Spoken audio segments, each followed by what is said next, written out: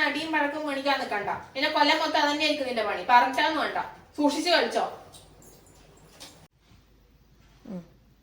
പറയുന്ന കേട്ടാ തോന്നും 2021 എനിക്ക് നല്ല സുഖം ഉണ്ടായിരുന്നു. അടിയും വഴക്കും കഴിഞ്ഞിട്ട് എനിക്ക് ഒരു ദിവസം പോലും ഉണ്ടായിട്ട. അല്ല, അമ്മേനെ പറഞ്ഞിട്ടും കാര്യമില്ല, എന്റെ കയ്യിലിരിപ്പ് അങ്ങനെയാണ്. അല്ല ഉണ്ണി, നീ എന്തെങ്കിലും പറഞ്ഞാ? ഇല്ല അമ്മ, ഞാൻ ആത്മാനം പറഞ്ഞാണ്.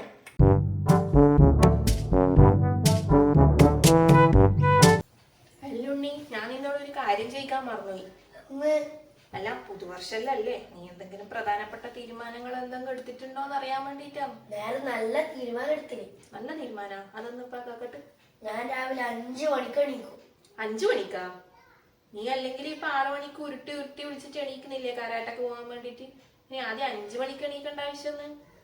5 മണിക്ക് എണീച്ചാല് 6 മണി വരെ 1 മണിക്കൂർ പഠിച്ചിട്ട് കരാട്ടൊക്കെ പോയിട്ട് റെഡിയായിട്ട് സ്കൂളിൽ പോയാൽ മതി. 5 മണിക്ക് എണീച്ചിട്ട് പഠിക്കാൻ നീ അല്ലേ? അത് നടന്നത് തന്നെ.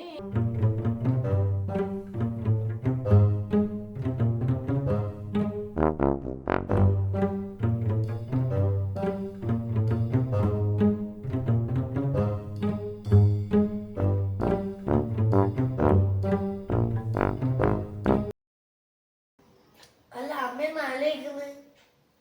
അല്ല, നീ ഇന്ന് രാവിലെ വരെ 8 മണി വരെ ഉറങ്ങുന്ന ഒന്ന് ആലോചിച്ച് നോക്കിയതാണ്. എന്നിട്ടല്ലേ പിന്നെ 5 മണിക്ക് എണീക്കുന്ന കാര്യം.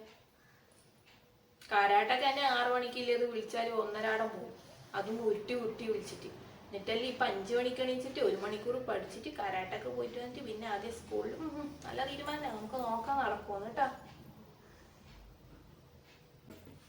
അതെല്ലാം പോട്ട്, അമ്മയല്ല പറഞ്ഞത് പുതുവർഷത്തിൽ ആദ്യം അടി മേടിച്ചാല് ഈ കൊല്ലം മൊത്തം അടി മേടിക്കേണ്ടിയിരുന്നു. എന്തേ, നിനക്ക് എന്റെ അടുക്കുന്ന അടി കിട്ടാൻ വല്ല ഉദ്ദേശം ഉണ്ടാ? എന്നാ പിന്നെ അമ്മ എനക്കൊരു കാര്യം തരുക.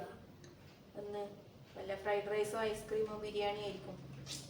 പിന്നെ ഡ്രസ്സാ, പാർക്ക് പോവാനായിരിക്കും.